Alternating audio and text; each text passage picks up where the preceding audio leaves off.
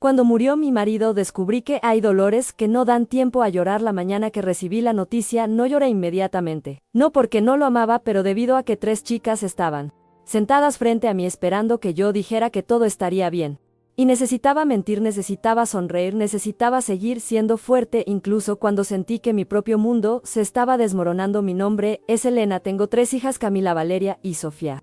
Durante muchos años fuimos una sencilla familia en Medellín. No teníamos mucho dinero, pero teníamos algo que parecía suficiente. Teníamos a Javier, mi marido, mi mejor amigo, el hombre que siempre encontró una solución cuando la vida se puso difícil.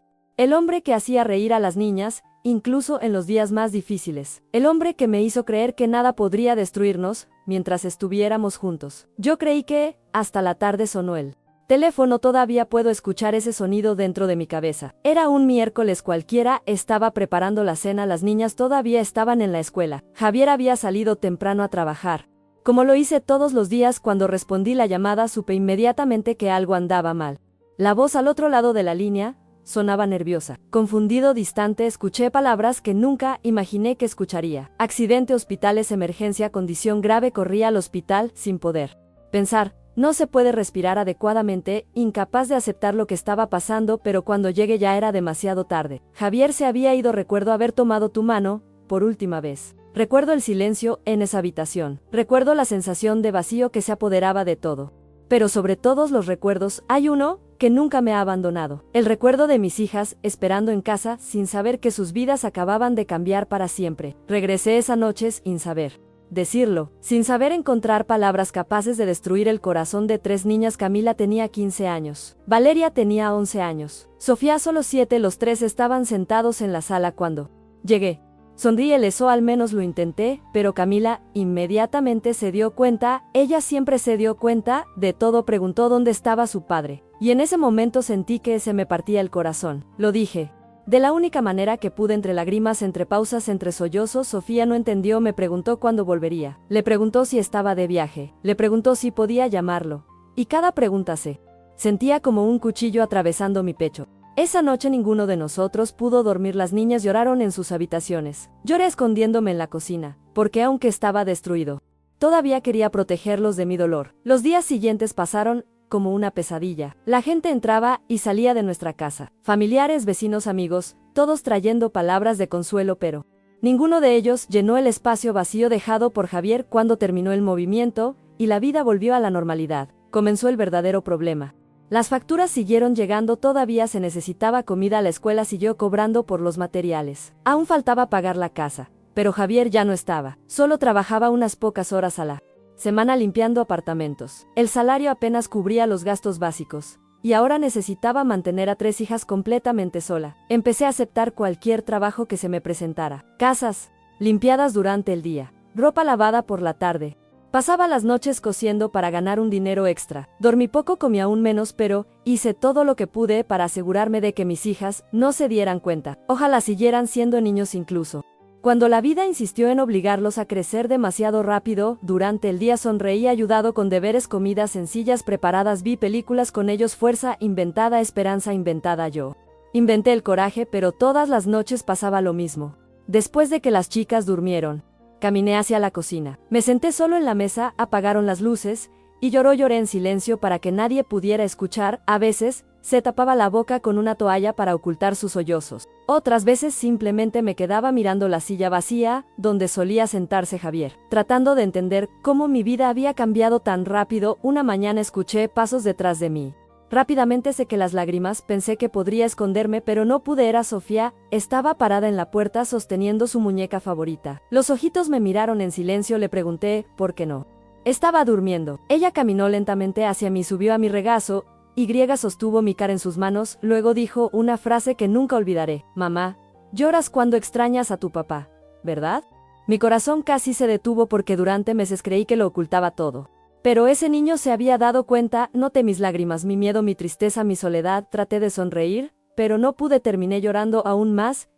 Sofía me abrazó con toda la fuerza que podría tener una niña de 7 años. Esa mañana estuvimos juntos por mucho tiempo, sin decir casi nada, simplemente compartiendo un dolor que parecía demasiado grande para los dos. Fue en ese momento que me di cuenta de algo aterrador. Mis hijas estaban viendo todo.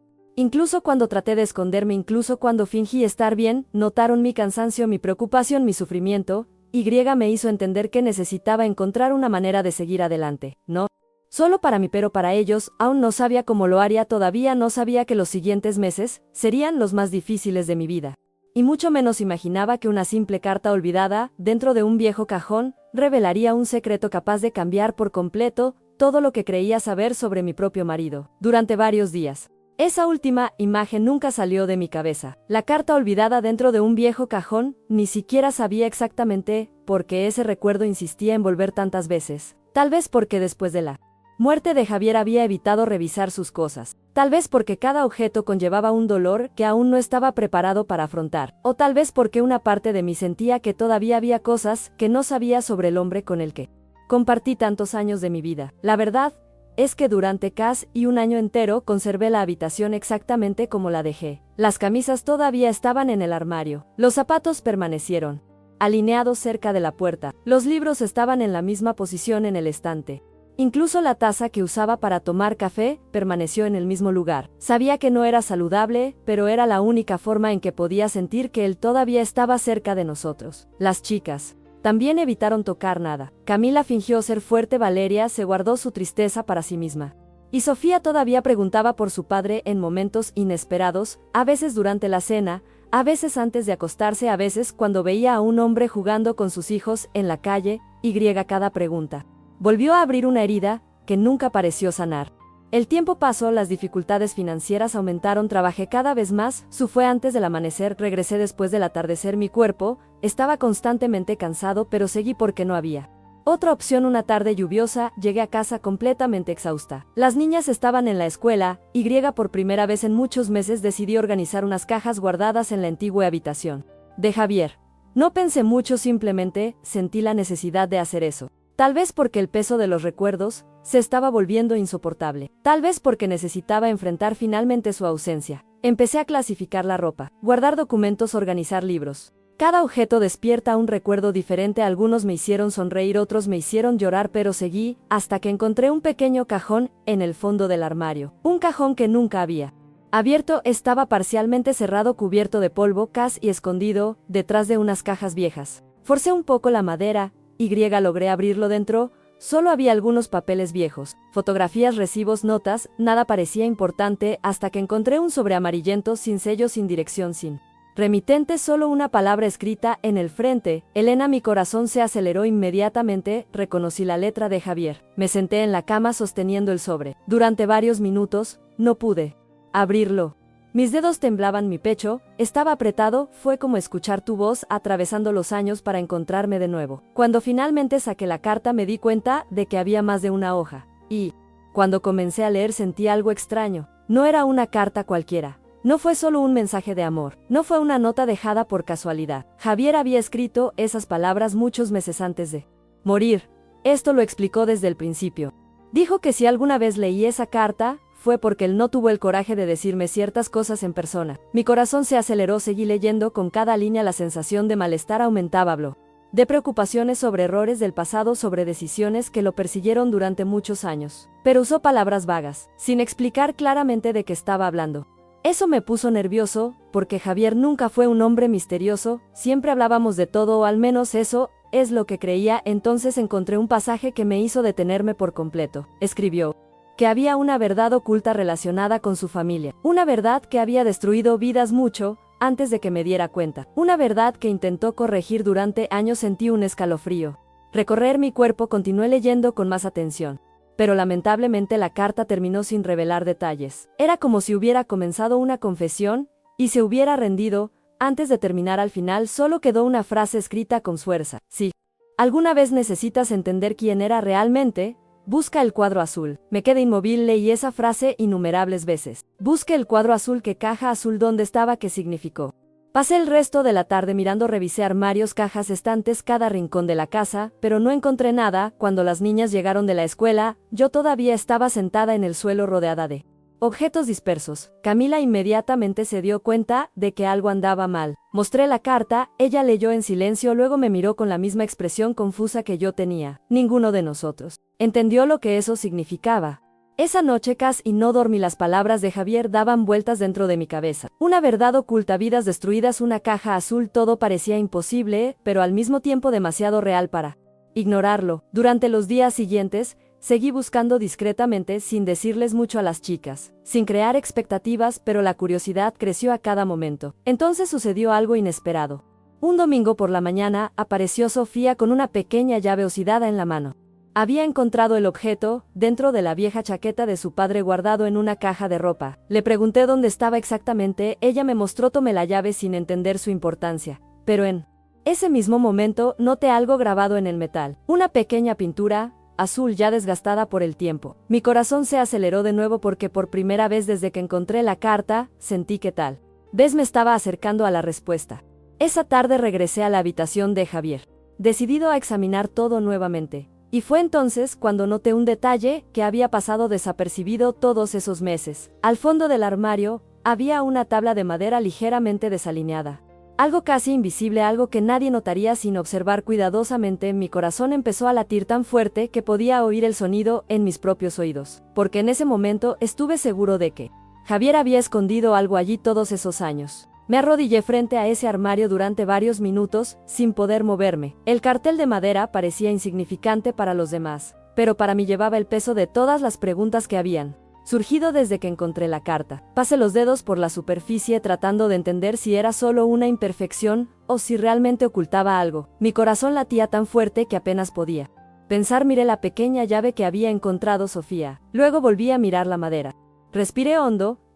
Forcé ligeramente uno de los extremos. El plato se movió muy poco, pero se movió. Sentí un escalofrío recorrer todo mi cuerpo. Con más cuidado seguí tirando, la pieza finalmente salió.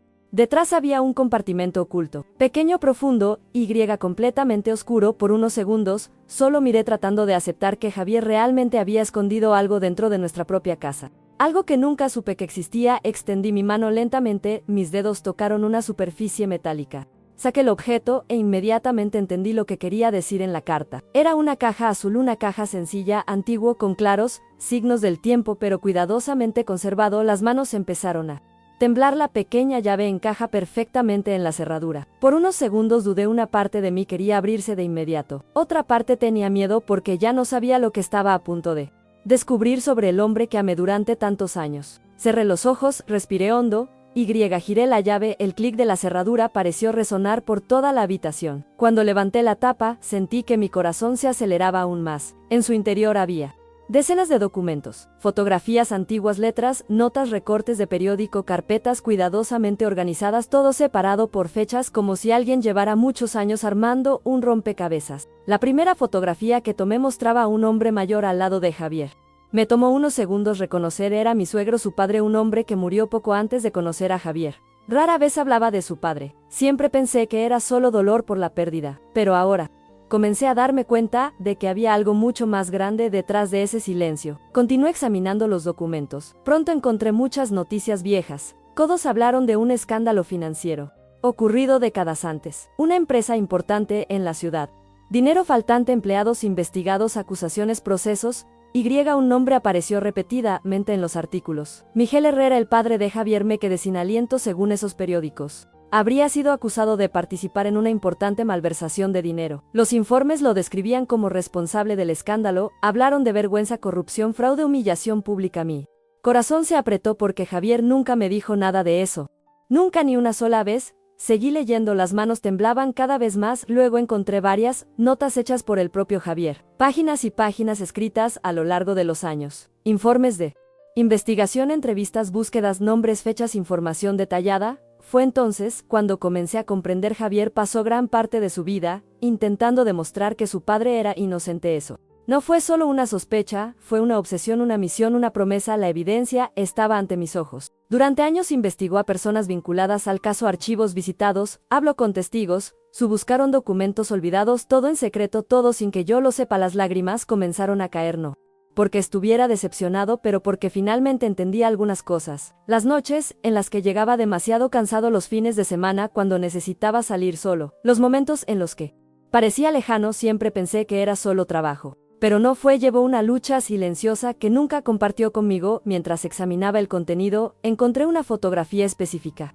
Ella se veía diferente a los demás. En la imagen aparecían 4 hombres frente a un edificio comercial. Uno de ellos era Miguel, a otro le habían dibujado un círculo con un bolígrafo rojo alrededor de la cara. Detrás de la foto había una frase escrita por Javier: él sabe la verdad. Mi corazón se aceleró. ¿Quién era ese hombre? Porque estaba marcado. Seguí buscando respuestas, y pronto encontré una carpeta dedicada exclusivamente a él. El nombre era Ricardo Salas, según los documentos. Había trabajado en la misma empresa que el padre de Javier, pero desapareció poco después del escándalo. Durante años nadie supo dónde estaba. Hasta que Javier logró localizarlo, había notas sobre reuniones, conversaciones, intentos de contacto, pero nada indicaba que hubiera logrado obtener una confesión. Al menos no en ese momento. Fue entonces cuando escuché la puerta principal abrirse. Las chicas habían llegado. Organicé rápidamente parte de los documentos, pero ya era demasiado tarde. Camila entró a la habitación e inmediatamente noté la caja abierta sobre la cama. Tu mirada cambió. Ella se acercó lentamente, miró las fotografías, las letras, los periódicos, luego me miró, preguntó qué estaba pasando. Por primera vez sentí que no podía ocultárselo. Entonces comencé a contarlo todo. Mostré la carta, le expliqué el descubrimiento de la caja. Hablé de su abuelo, sobre las acusaciones, sobre la investigación secreta de Javier. Los 3 guardaron silencio. Nadie podría creer, especialmente Sofía, porque para ella su padre siempre fue un hombre sencillo que trabajaba duro y amaba a su familia. Ahora estaba descubriendo una parte completamente diferente de su historia. Pasamos horas revisando el material juntos. Cada documento parecía abrir nuevas preguntas. Cada fotografía reveló nuevos misterios. Entonces encontramos algo que nos hizo congelar a todos. En el fondo de la caja había un sobre cerrado, muy diferente a otros documentos. Solo un nombre estaba escrito en el frente: Ricardo Salas. Pero lo más aterrador no fue eso. El sobre había sido abierto recientemente. Muy recientemente. El papel no presenta signos de embellecimiento como el resto del contenido. Era como si alguien lo hubiera manipulado poco antes de la muerte de Javier. Y adjunta al sobre había una pequeña nota escrita de su propia mano. Una sola frase: finalmente logré encontrarlo, y accedió a contarme todo mañana por la mañana. Esa frase se quedó grabada en mi mente, de una manera que no pude explicar. Finalmente logré encontrarlo, y accedió a contarme todo mañana por la mañana. Leí esas palabras una vez, luego otro y otro. Las chicas también guardaron silencio, porque todos entendemos lo mismo. Al mismo tiempo, la nota había sido escrita poco antes de la muerte de Javier. Tal vez horas antes, tal vez días antes, pero ciertamente muy cerca del accidente que le quitó la vida. Mi corazón empezó a latir más rápido, porque por primera vez surgió una pregunta que nunca había considerado: ¿y si su muerte no hubiera sido solo una coincidencia dentro de esa historia?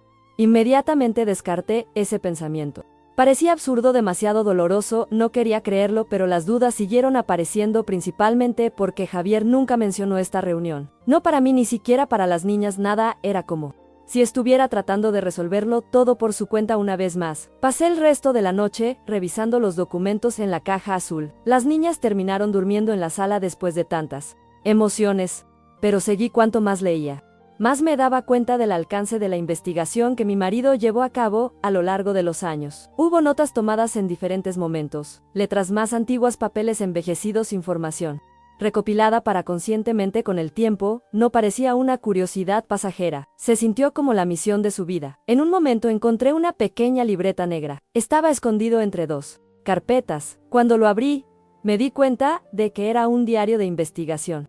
Javier grabó todo: fechas, lugares, conversaciones, sospechas, intentos fallidos y sentimientos. Eso me conmovió profundamente, porque por primera vez escuché pensamientos que él nunca compartió conmigo. En una de las páginas escribió que se sentía culpable, demasiada culpa, aunque sabía que su padre era inocente. Aunque lo creo con todas mis fuerzas, llevaba vergüenza, ira y la impotencia, porque durante décadas toda la ciudad siguió asociando el apellido de la familia al escándalo. La gente olvidó los detalles, pero nunca olvidaron las acusaciones. Seguí leyendo. En otra página encontré una frase que hizo que mis ojos se llenaran de lágrimas. Javier escribió que su mayor temor era que sus hijas crecieran escuchando mentiras sobre su abuelo, que algún día alguien repetiría esas acusaciones delante de ellos, y que se sentían avergonzados de su propia familia. En ese momento, entendí que no solo estaba luchando por el pasado, estaba tratando de proteger el futuro de nuestras chicas. Por eso nunca te rendiste, por eso continúo investigando, incluso tantos años después. Ya era pasada la medianoche cuando encontré algo aún más extraño. En medio de las notas había una hoja doblada varias veces. Parecía que lo habían colocado allí más tarde. Lo abrí con cuidado.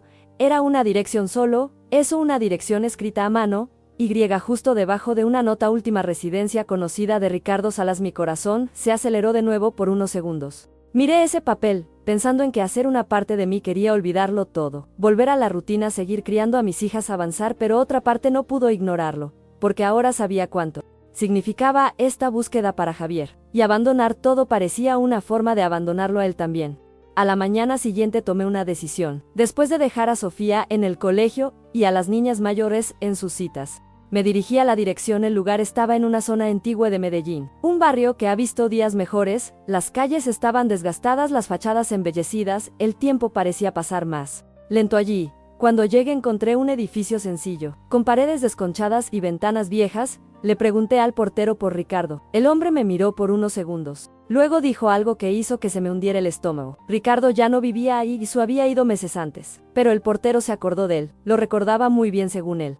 Era un hombre reservado. Casi nunca recibí visitas, excepto uno. Pregunté quién. El portero respondió inmediatamente. Javier. Mi corazón se aceleró. Me confirmó que mi marido había estado allí varias veces. Incluso justo antes de morir. Me quedé sin palabras porque eso demostró que las notas eran ciertas. Javier realmente encontró a Ricardo, el hombre que tal vez llevaba respuestas a todo. Le pregunté si sabía dónde había ido. El portero pensó unos segundos. Luego me entregó un pequeño trozo de papel, según él.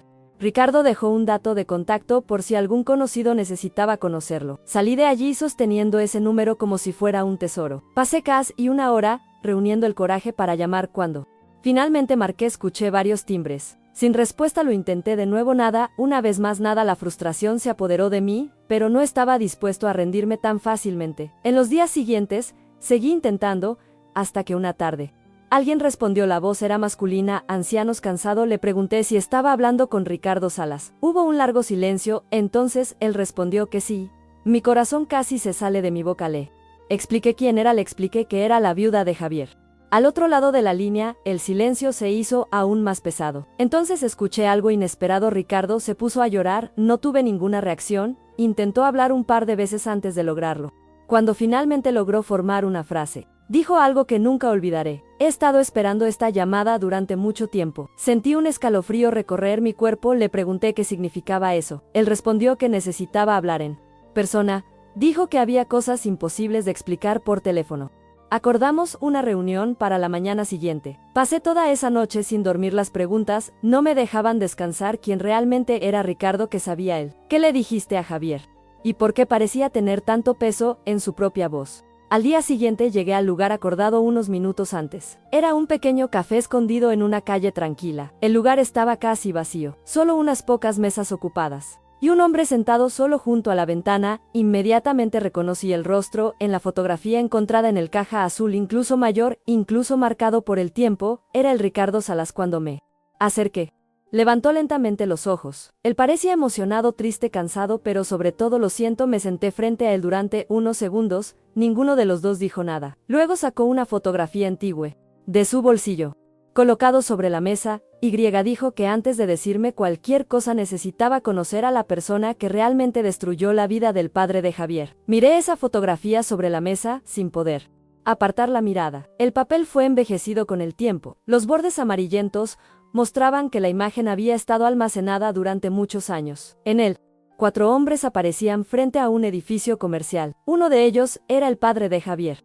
Lo reconocí inmediatamente por el retrato que encontré en la caja azul. Otro era Ricardo, mucho más joven, con una apariencia completamente diferente a la que tenía ahora. Pero el hombre del centro de la fotografía me llamó la atención. Su rostro estaba marcado con un círculo dibujado con bolígrafo, el mismo círculo que ya había visto en otra imagen encontrada entre los documentos de Javier. Mi corazón se aceleró. Ricardo notó mi reacción. Luego señaló a ese hombre y pronunció un nombre que nunca había escuchado antes: Alberto Salazar. La forma en que dijo esas palabras me hizo entender que ese nombre llevaba décadas de dolor. Pregunté quién era. Ricardo dejó escapar un largo suspiro. Luego puso los codos sobre la mesa, como alguien que finalmente se cansó de huir, y comenzó a contar una historia que cambiaría por completo todo lo que creía saber. Según él, hace muchos años, cuando ocurrió el escándalo, Alberto era uno de los hombres más influyentes dentro de la empresa. Respetado, admirado, inteligente, carismático, nadie sospechaba de él. Mientras tanto, Miguel Herrera, el padre de Javier, era solo un empleado dedicado que trabajaba honestamente para mantener a su familia.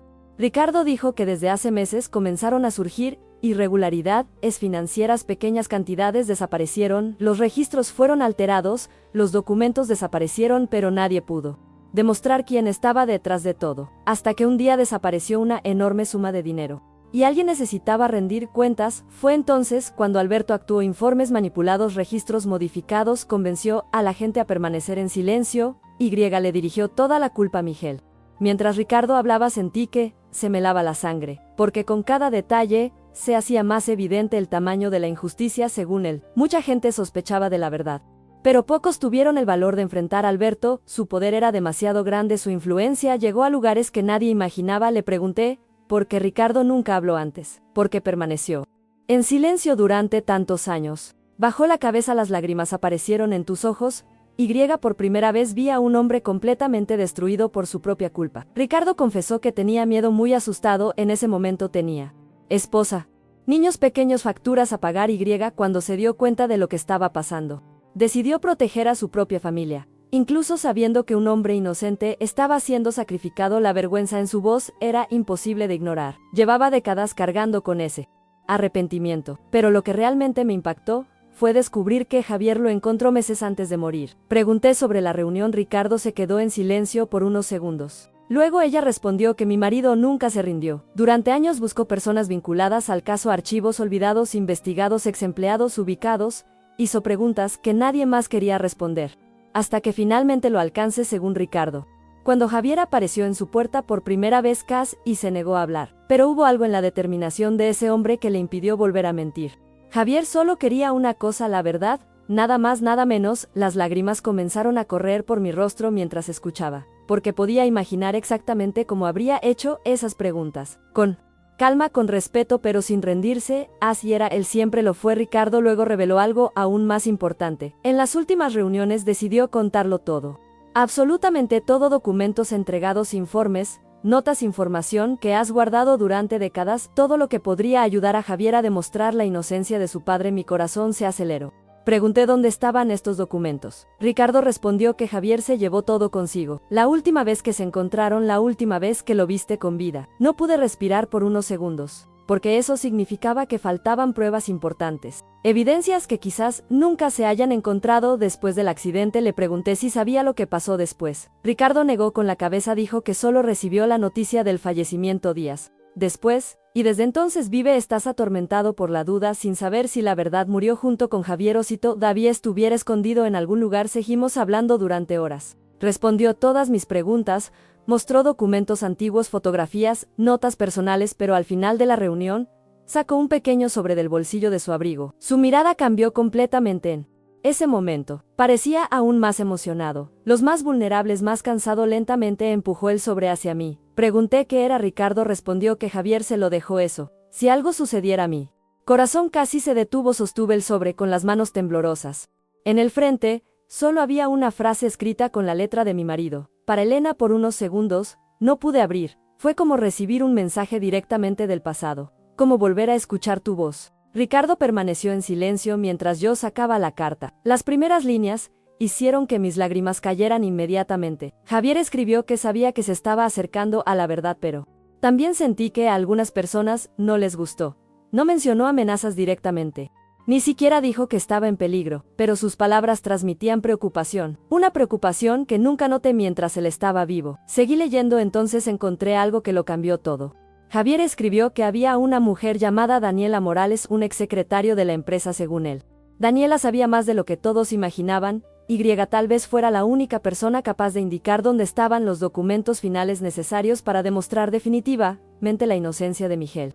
Mi corazón se aceleró al final de la carta. Javier escribió que si algún día necesitaba terminar ese viaje debía buscarla. La carta terminó ahí, sin despedidas, sin explicaciones adicionales, solo con una simple suscripción, la misma firma que tantas veces vi en nuestras facturas y tarjetas. Sostuve ese papel contra mi pecho tratando de contener las lágrimas. Ricardo entonces puso su mano sobre la mía y dijo algo que nunca olvidaré según él. Javier pasó los últimos años de su vida luchando no solo por su padre pero para las hijas, porque quería que crecieran sabiendo que su abuelo era inocente. En ese momento me di cuenta de que esa búsqueda ya no era solo suya, no solo el mío, era parte de nuestra historia familiar. Una historia que aún estaba incompleta, ahora me estaba llevando hacia una mujer llamada Daniela Morales. Pasé el resto de ese día aferrado a la carta de Javier como si fuera a desaparecer en cualquier momento. Cada palabra parecía llevar una parte del que nunca conocí del todo. Mientras caminaba hacia casa, mirando por la ventanilla del autobús, pensé en cuántas veces había estado a su lado sin darme cuenta de la magnitud de la batalla que estaba librando en silencio. Creí conocer todos tus miedos, todos tus sueños, todos tus dolores. Pero ahora entendí que había una parte de su vida construida sobre viejas promesas, heridas familiares y una búsqueda que comenzó mucho antes de que yo apareciera. Cuando llegué a casa encontré a Camila estudiando en la mesa de la cocina. Valeria organizó algunos libros escolares. Y Sofía dibujó en silencio. Por un momento los observé a los tres. Esas chicas fueron la razón de todo. La razón por la que Javier nunca se rindió. La razón por la que tampoco podía rendirme. Hablé de Ricardo.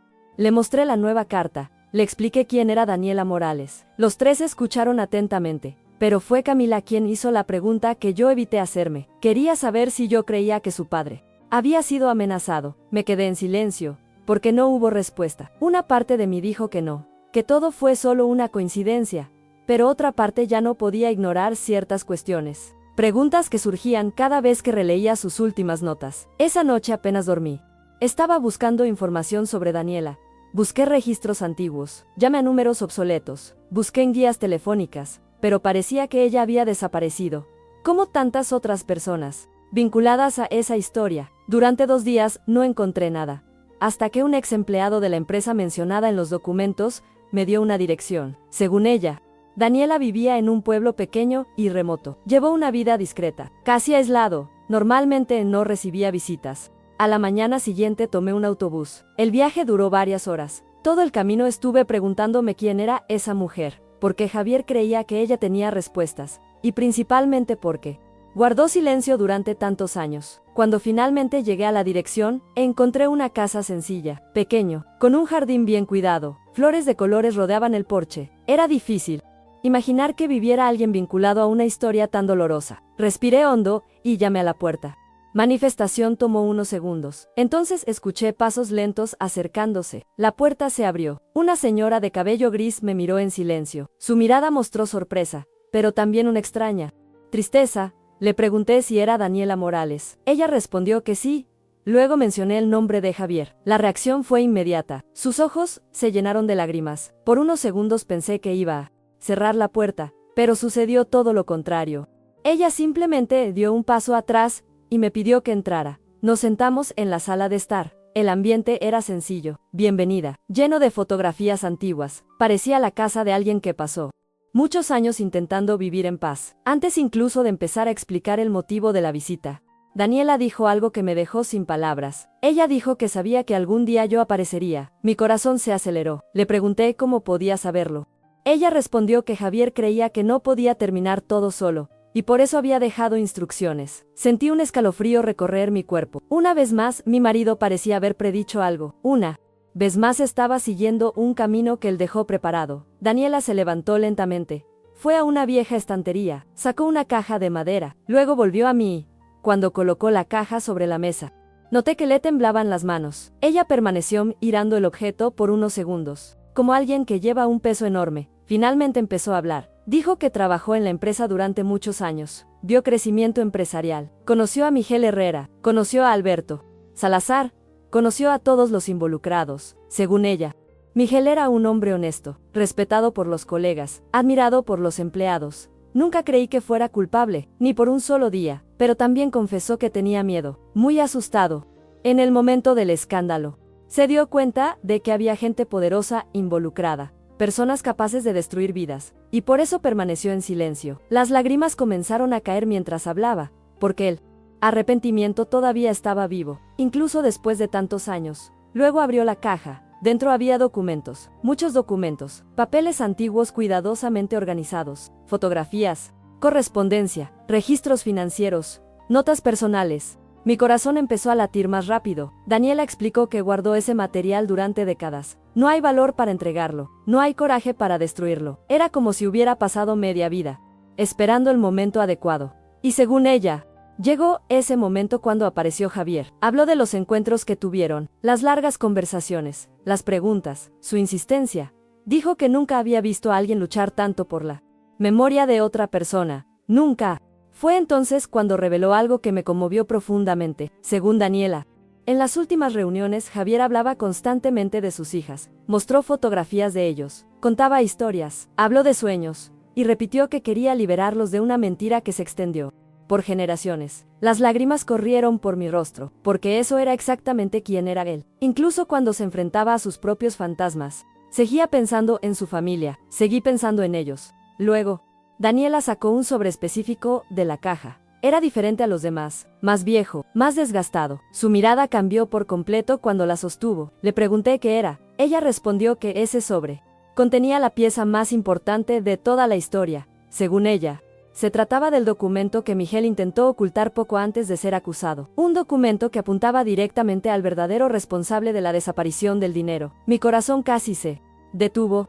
Las manos empezaron a temblar. Pero antes de que pudiera abrir el sobre, Daniela me agarró del brazo. Tenía los ojos llenos de lágrimas. Luego pronunció una frase que me dejó completamente inmóvil. Dijo que el nombre que aparece en ese documento era exactamente el mismo que mencionó Javier horas antes del accidente que le quitó la vida. Miré a Daniela sin poder reaccionar. Sus palabras parecieron hacer eco dentro de mi cabeza.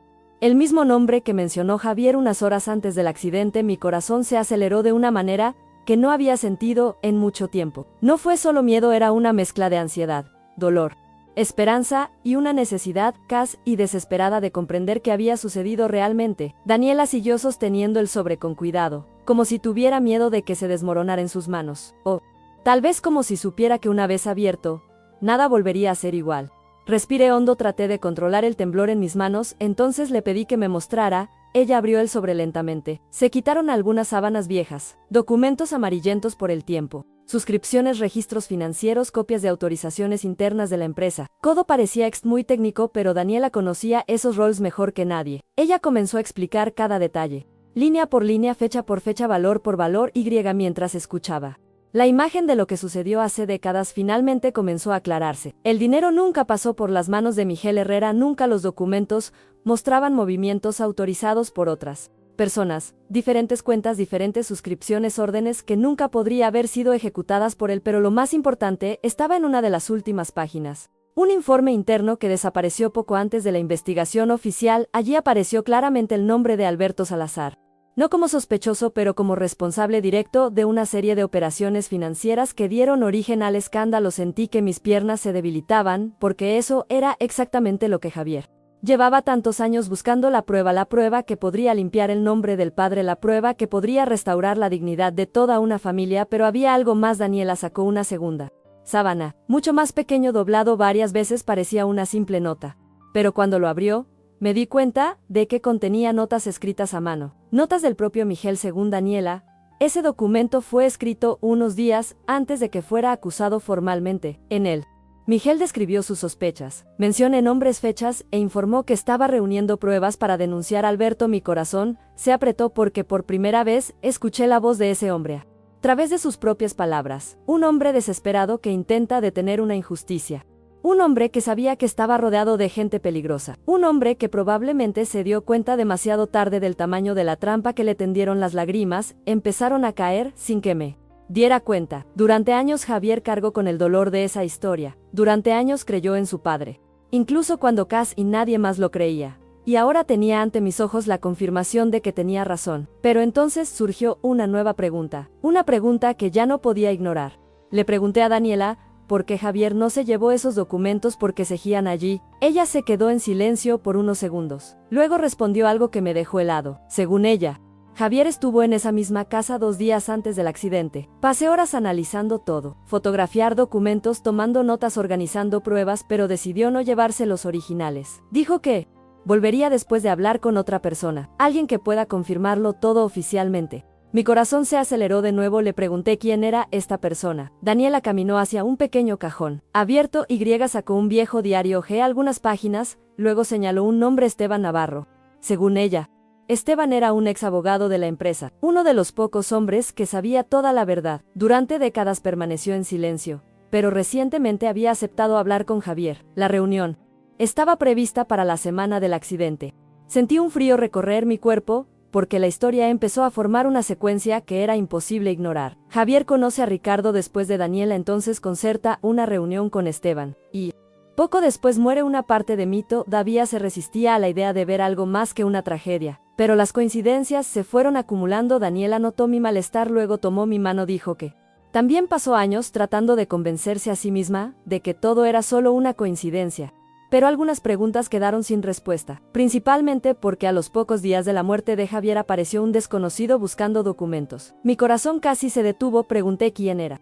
Ella respondió que nunca se enteró. El hombre no se identificó, no expliqué nada, solo hice preguntas sobre Javier. Preguntas sobre archivos acerca de los informes antiguos sobre la investigación. Según Daniela, le asustó tanto que decidió esconder todos los documentos nuevamente. Y nunca volvió a mencionarlo a nadie. Me quedé completamente quieto. Cada nueva información hacía que todo fuera aún más extraño. Pero lo que más me sacudió sucedió justo antes de irme. Daniela abrió la caja una vez más. Se eliminó una fotografía doblada. Me lo dio. Cuando miré la imagen sentí que mi corazón se detenía por unos segundos. Era una fotografía reciente, muy reciente. En él, Javier y un hombre de unos 60 años estaban sentados en un café. Los dos estaban hablando en serio.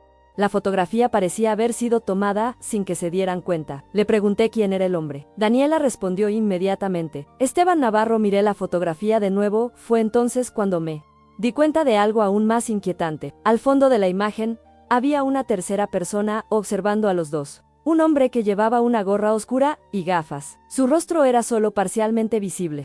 Pero todavía había algo en esa figura que me parecía extrañamente familiar. No pude me identificó inmediatamente, pero el sentimiento permaneció conmigo todo el camino a casa. Y solo desapareció horas después, cuando entré en la habitación de Javier. Miré una de las fotografías antiguas guardadas en la caja azul, y finalmente reconocí aquel rostro que aparecía al fondo de la cafetería. Era el mismo hombre que años atrás trabajó directamente para Alberto Salazar. Me paré en medio de la habitación, sosteniendo las dos fotografías, uno encontrado en la caja azul de Javier, la otra entregada por Daniela. Mi corazón latía tan fuerte que me parecía imposible pensar con claridad. Pero no había duda, el hombre era el mismo. Los años habían cambiado su rostro, el pelo era diferente, la expresión parecía más dura, pero era la misma persona que apareció en documentos antiguos vinculados a Alberto Salazar. Por varios minutos, me quedé viendo esas imágenes, tratando de entender el significado de ese descubrimiento. Hasta entonces creía que solo estaba reconstruyendo la historia del padre de Javier, pero ahora el sentimiento era diferente. Era como si el pasado y el presente estuvieran unidos por algo mucho más grande, algo que siguió produciendo consecuencias incluso décadas después. Esa noche le mostré las fotos a Camila. Los examinó a ambos cuidadosamente. Luego comparó los detalles de la cara, la distancia de los ojos, la forma de la nariz, la línea de la barbilla. Cuando terminó de analizar, me miró en silencio. Ni siquiera necesitaba decir nada. Ella también estaba segura, era la misma persona. Valeria y Sofía no entendieron del todo la gravedad de la situación, pero se dieron cuenta de que algo importante estaba pasando. Los tres ya estaban involucrados emocionalmente en esa búsqueda, porque no se trataba solo del abuelo que nunca conocieron. No solo el padre que perdieron, era nuestra historia familiar. Una historia construida sobre el silencio, la injusticia y el sufrimiento. A la mañana siguiente tomé una decisión. Necesitaba encontrar a Esteban Navarro. Si realmente hubiera hablado con Javier poco antes del accidente, podría haberle proporcionado respuestas fundamentales. Tal vez fue la última pieza de ese rompecabezas. Usando información que me dejó Daniela, pude ubicar una dirección, una pequeña casa a las afueras del pueblo. Viajé solo a lo largo del viaje. Las palabras de Javier seguían volviendo a mí. Las letras, las notas, las promesas que le hizo a su padre. Todo parecía empujarme hacia adelante. Cuando llegué al lugar encontré una sencilla residencia, rodeado de árboles centenarios. El lugar despedía una extraña sensación de aislamiento. Llamé a la puerta, esperé sin respuesta, lo intenté de nuevo, silencio. Estaba a punto de salir cuando apareció una señora desde un costado de la casa.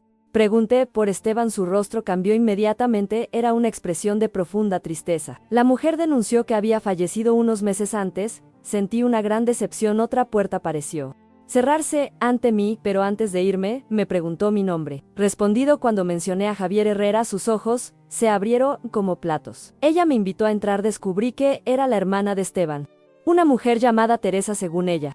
Su hermano habló de Javier varias veces en los últimos meses de su vida. Se trataba de un hombre decidido que intentaba corregir una antigua injusticia. Hablamos durante horas. Teresa parecía sincera. Amable y sobre todo emocional en algún momento. Se levantó lentamente de la silla. Fui a un viejo armario, eliminó una carpeta, y lo puso sobre la mesa según ella.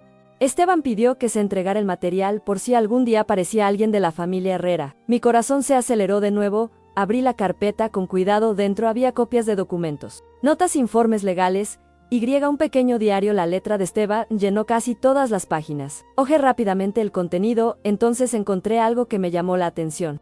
Una nota hecha unos días antes de la muerte de Javier. La fecha estaba claramente marcada. Al lado aparecía una frase corta: finalmente encontramos pruebas definitivas. Sentí un escalofrío recorrer mi cuerpo. Seguí leyendo las siguientes páginas. Describen encuentros entre Esteban y Javier, discusiones sobre documentos, viejos testimonios, estrategias para reabrir oficialmente el caso, pero una observación específica me dejó sin aliento. Según Esteban, creían que aún existía parte de la evidencia original, guardado en una caja fuerte privada de una empresa vinculada al ex grupo de Alberto Salazar. Mi corazón se aceleró, porque eso explicaba muchas cosas. Si esa evidencia realmente existiera, podría destruir la mentira construida durante décadas. Seguí mirando la leyenda. Entonces encontré una página doblada. Cuando lo abrí noté que había una dirección, una empresa de almacenamiento de documentos, y debajo un comentario escrito apresuradamente, confirmado a través de una fuente interna: archivo aún conservado. Las manos empezaron a temblar. Fue exactamente el tipo de información que Javier estaba buscando. Fue quizás el descubrimiento más importante de toda la investigación. Pero antes de que pudiera seguir leyendo, me di cuenta de algo más. En la esquina de la página había un nombre. Un solo nombre rodeado varias veces, el mismo hombre que apareció mirando a Javier y Esteban en la fotografía del café, la misma persona vinculada a Alberto Salazar. Mi estómago se contrajo porque eso significaba que no solo estaba mirando, también fue parte de las recientes notas. Teresa notó mi reacción. Preguntó qué había encontrado. Mostré la página. Ella se quedó en silencio por unos segundos. Luego reveló algo que nunca imaginé escuchar. Según Esteban, ese hombre siguió visitando a personas vinculadas al caso, incluso después de tantos años, siempre haciendo preguntas, siempre tratando de averiguar quién tenía documentos, quién estaba investigando, quién seguía buscando respuestas. El miedo volvió con fuerza en ese momento. No para mí, pero para mis hijas, porque por primera vez sentí que tal vez estábamos tocando algo que algunas personas todavía querían mantener enterrado. Cuando me despedí de Teresa y regresé a casa, me llevé toda la carpeta. Pasé la noche analizando cada documento, página tras página, nota tras nota, hasta que encontré un sobrepegado al final del diario. Él fue sellado, nunca había sido abierto. En el frente, solo había una frase escrita de puño y letra por Esteban: abre solo si no puedo terminar lo que comencé con Javier. Mi corazón se aceleró de nuevo. Con sumo cuidado rompí el sello. Adentro solo había una sábana, pero todo lo que hizo falta fue una lectura rápida para sentir las lágrimas brotar de mis ojos, porque en esa página Esteban describió exactamente dónde estaban guardados los exámenes finales que Javier pasó años intentando encontrar. Estuve varios minutos sosteniendo esa sábana sin poder moverme. Después de tantos meses, siguiendo las huellas de Javier, después de tantas cartas, fotografías, testimonios, documentos olvidados, finalmente tuve información concreta ante mis ojos. Una ubicación, una dirección, una indicación clara de dónde estaban las pruebas que buscó durante tantos años. Las lágrimas corrían por mi rostro mientras releía cada línea. No fue solo un descubrimiento, era la sensación de caminar exactamente los mismos pasos que dio mi esposo antes de irse. Como si de alguna manera todavía me estuviera guiando. A la mañana siguiente me desperté antes del amanecer. Casi no pude dormir. Mi mente repetía constantemente las palabras escritas por Esteban según sus notas.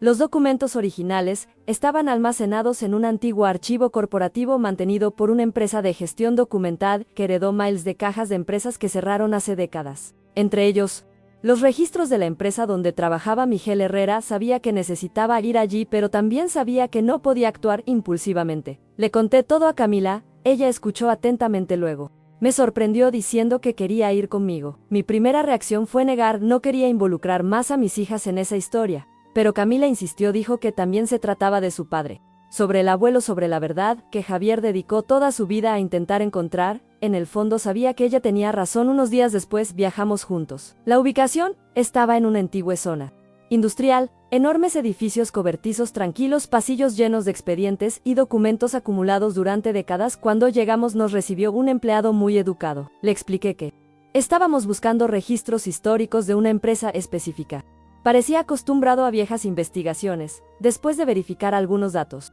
nos permitió el acceso a un área reservada. Pasamos horas revisando cajas, papeleo, carpetas polvorientas, documentos olvidados por el tiempo. En varios momentos pensé que no encontraríamos nada, pero seguí porque ya habíamos llegado demasiado lejos para rendirnos. Fue entonces cuando localizamos una casilla con el nombre de la antigua empresa. Mi corazón se aceleró inmediatamente. Camila se dio cuenta, ella tomó mi mano, juntos comenzamos a examinar el contenido. Los primeros documentos no revelaron nada importante: contratos, registros administrativos, partidos comunes, pero en el fondo de la caja había una carpeta diferente, más grueso, más pesado, sin identificación externa. Cuando lo abrí sentí que mi corazón se aceleraba. Había copias de informes internos faltantes, transacciones financieras, autorizaciones firmadas, auditorías preliminares, documentos que nunca aparecieron en procesos oficiales. Todos apuntaron en la misma dirección: Alberto Salazar. La evidencia fue abrumadora. Ya no era motivo de sospecha, no teorías, ni de testimonios aislados, era documentación formal, material corporativo, pruebas aportadas por la propia empresa. Camila empezó a llorar, yo también, porque en ese momento, me di cuenta que Javier tenía razón todo el tiempo. Tu padre era inocente, siempre lo fue, pero el descubrimiento más importante aún estaba por llegar. Entre los documentos, encontramos una carta interna dirigida al Consejo de Administración. En él, uno de los auditores denunció graves irregularidades que involucraban a Alberto y recomendó una investigación inmediata. El documento tenía firmas, sellos, protocolos, todo oficial, todo auténtico, pero lo más impresionante fue la fecha. La carta había sido presentada semanas antes de que Miguel fuera acusado. Eso es, alguien ignoró deliberadamente esa información. Alguien permitió que una persona inocente fuera destruida. Mientras examinábamos los papeles, el empleado responsable del expediente regresó. Observado nuestra emoción, nos preguntó si habíamos encontrado lo que buscábamos. Le expliqué parte de la historia. Sin entrar en demasiados detalles, el hombre se quedó en silencio por unos segundos. Luego mencionó algo inesperado. Según él, unas semanas antes también estaba allí otra persona, investigando exactamente los mismos registros. Mi corazón se aceleró inmediatamente. Pregunté quién era, pero él no sabía el nombre. Acabo de recordar que era un hombre mayor, muy interesado en los expedientes relacionados con el caso. Mostré discretamente la fotografía encontrada con Daniela, en el que apareció el misterioso observador. El empleado analizó la imagen y confirmado era él. Sentí un frío recorrer todo mi cuerpo, porque eso significaba que ese hombre seguía siguiendo todo. Incluso tantos años después, incluso después de la muerte de Javier, pero en ese momento una cosa era más importante: la evidencia finalmente existió, estaban antes que nosotros, ya no se podían ocultar.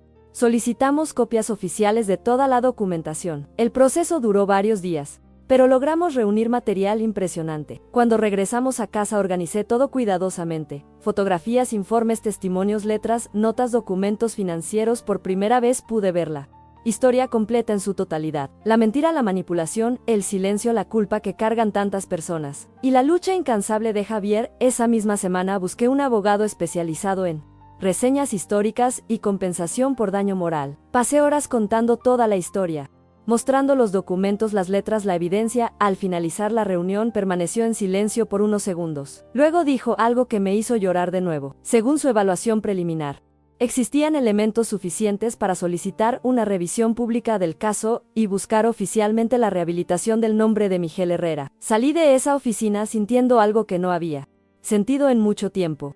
Esperanza, no solo esperanza de justicia, pero espero finalmente lograr lo que Javier dedicó toda su vida a intentar lograr. Esa noche me senté solo en la habitación, abrí nuevamente la primera carta, que se encuentra en el cuadro azul, la misma carta que inició todo ese viaje. Mientras releía tus palabras, algo se cayó del sobre. Un pequeño trozo de papel que nunca antes había notado. Fue doblado varias veces, amarillentas por el tiempo. Lo abrí con cuidado, enseguida reconocí la letra de Javier. Fue una nota extremadamente corta, solo una frase, pero esa frase hizo que mis lágrimas cayeran sobre el papel, porque en él Javier escribió que, cuando por fin toda la verdad salió a la luz, había una última persona que necesitaba conocer la historia completa, antes que nadie. Me pasé toda la noche mirando esa notita. Después de todo lo que había descubierto, después de todos los caminos recorridos, de todas las cartas encontradas, de todos los testimonios reunidos, Javier todavía logró sorprenderme. La frase era sencilla: me gusta, pero tenía un enorme significado. Escribió que cuando finalmente se reveló la verdad, había una última persona que necesitaba saberla antes de cualquier pronunciamiento público.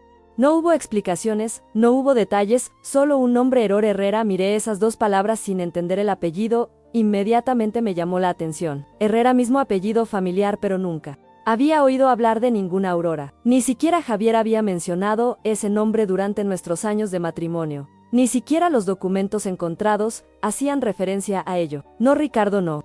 Daniela, no, Esteban, nadie. Aún así, algo dentro de mí decía que esta mujer era importante. Muy importante. A la mañana siguiente comencé a buscar información. Tomó unos días, pero finalmente encontré un disco antiguo. Error Herrera era hermana de Miguel, la hermana menor, la única hermana. Mi corazón se apretó según registros. Ella había salido de Medellín décadas antes, poco después del escándalo, prácticamente desaparecido de la vida pública. Pasé semanas tratando de localizarla, hasta que encontré una dirección en un pequeño pueblo rural. Una ciudad pacífica, lleno de calles estrecho, casas sencillas, cuadrados silenciosos. Viajé solo. Durante todo el viaje sentí una mezcla de ansiedad y emoción, porque sentí que estaba llegando al final de ese viaje.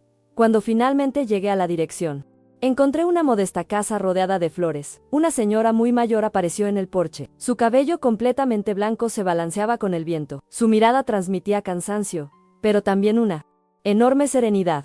Le pregunté si era Aurora Herrera. Ella respondió que sí. Luego mencioné el nombre de Javier. La reacción fue inmediata, las lágrimas llegaron incluso antes de que ella dijera una palabra. Me invité a mí mismo. Nos sentamos juntos en la habitación, postré la foto de Javier. Error sostuvo la imagen suavemente, como si tocara algo precioso. Ella lloró por varios minutos, luego me dijo algo que me emocionó. Según ella, Miguel nunca superó la injusticia que sufrió. Incluso inocente, incluso sabiendo la verdad, llevó el dolor hasta el último día de su vida. La vergüenza pública destruyó su salud. Tus sueños, tu alegría, también destruyó a parte de su propia familia. Error confesó que decidió alejarse porque no soportaba ver sufrir a su hermano durante décadas. Intentó olvidarlo todo, pero nunca lo logró. Cuando le hablé de Javier, sus ojos se llenaron de orgullo. Ella escuchó cada detalle en silencio. Las investigaciones, las letras, Ricardo, Daniela, Esteban, los documentos encontrados, la evidencia definitiva, todo. Cuando terminé, Error estaba llorando abiertamente, pero fue un grito diferente, no solo por la tristeza, también fue un alivio, como alguien que finalmente recibió una respuesta que había estado esperando toda la vida. Entonces le mostré los documentos, la evidencia, los informes, las letras. Aurora sostuvo cada papel con manos temblorosas. En un momento se llevó una de las hojas a su pecho y cerró los ojos. Nunca olvidaré esa escena, porque en ese momento me di cuenta que no solo estábamos limpiando el nombre de Miguel, estábamos devolviendo la dignidad a toda una familia. Meses después, el abogado dio por concluido todo el proceso, la evidencia fue analizada, documentos autenticados, los testimonios confirmados, la historia finalmente salió a la luz. La verdad que tanta gente intentó ocultar durante décadas ya no podía ser ignorada. Miguel Herrera fue reconocido oficialmente como inocente, su registraron responsabilidades históricas, los informes pasaron a formar parte de los archivos públicos, y por primera vez en muchos años, el apellido Herrera ya no estuvo asociado a la vergüenza. Cuando recibí la noticia sentí que mis piernas flaqueaban. Lloré como no había llorado desde la muerte de Javier, porque en ese momento entendí que su lucha por fin había terminado, incluso sin estar allí para ver el resultado. Meses después organizamos una pequeña ceremonia familiar, nada grandioso, nada publicó, algo simple, íntimo, con gente que realmente importaba. Aurora participó, Ricardo también, Daniela envió una emotiva carta, hasta la hermana de Esteban asistió. Todos estaban allí por la misma razón: honrar la memoria de un hombre inocente, también de otro hombre que se negó a abandonar la verdad. Durante la ceremonia mis hijas hablaron de su padre. Camila contó cómo siempre creyó en la justicia. Valeria recordó los consejos que recibió cuando era pequeña. Sofía, de adolescente, habló de las noches que lo extrañaba. No había una sola persona sin lágrimas en los ojos. Cuando llegó mi turno de hablar, no pude seguir ningún discurso preparado. Acabo de decir la verdad.